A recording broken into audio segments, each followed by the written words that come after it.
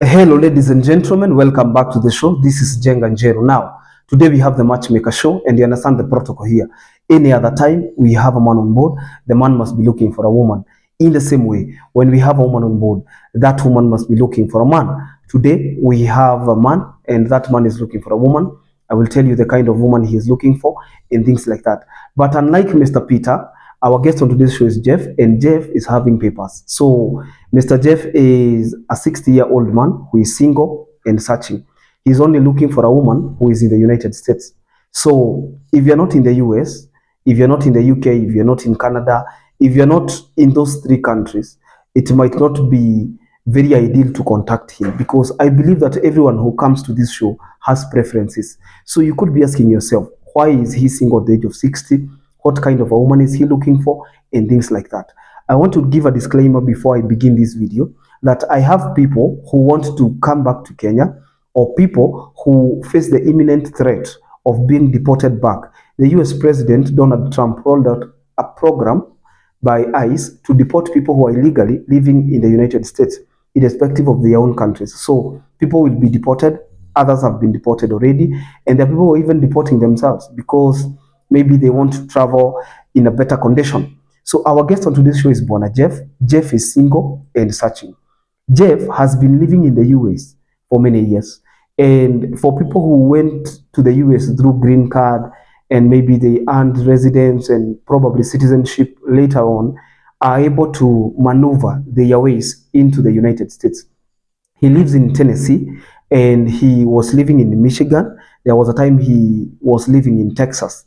And as a businessman who, you see, there are people who go to the US and business accepts them. There are also people who come to Kenya and business accepts them. There are people who, depending on the business, there are so many factors that lead to success in business. We are not going to take you through those factors. That's a lesson of another day. But there are people who are even luckier than others. So it all depends. But he is not coming back to Kenya.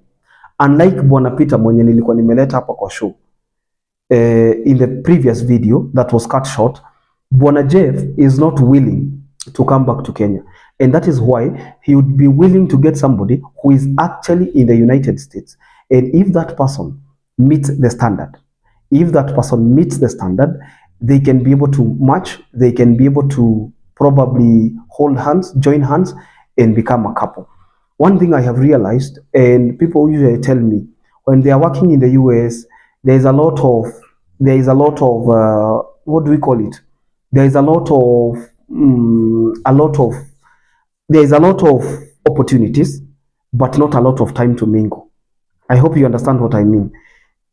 The vice versa in Kenya is that you could be having a lot of time and not a lot of opportunities. So you have all the time in the world to go to dates with people, different people at different times. So Bwana Jeff is looking for somebody who is actually settled. Number one, he has papers. So he is not facing the threat of being deported. And therefore, he doesn't mind if he gets somebody who also maybe is settled, or somebody who is not planning to come back to Kenya. And he is looking for somebody because it reaches a point when you decide maybe you want to bring somebody from Kenya, and maybe that person is only interested in going. Those are his words, those are not my words.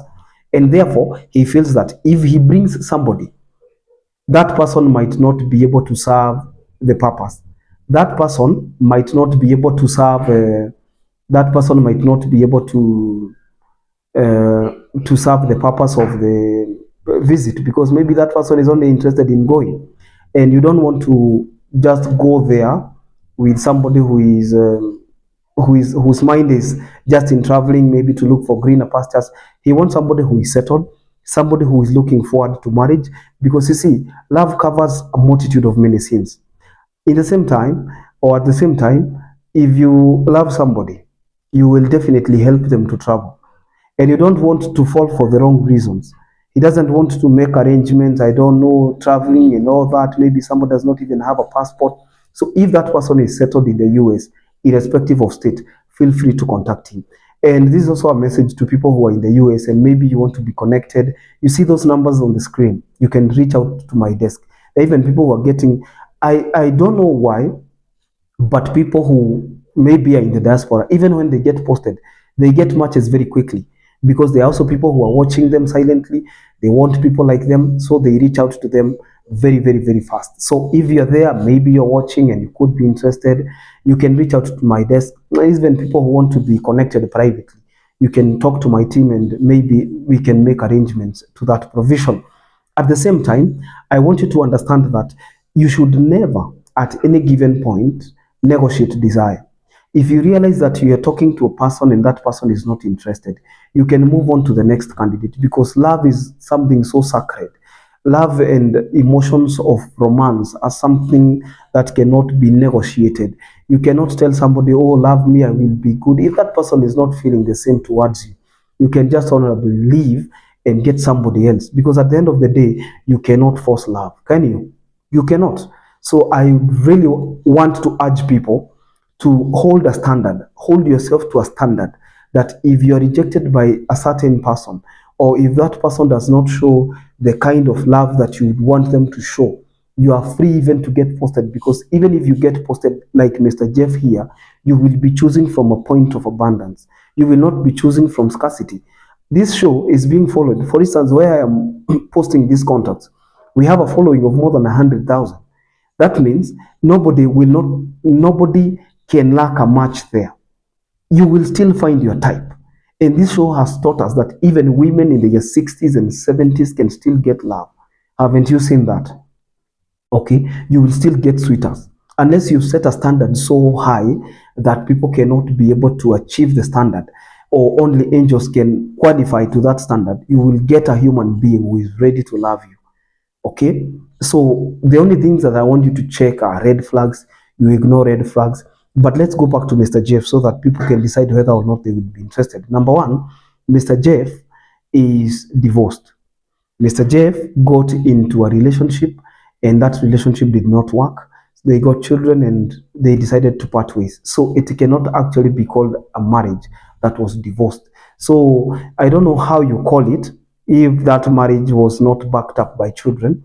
And if you realize that those children were from stolen paternity, I don't know. You are the judges, but you will decide.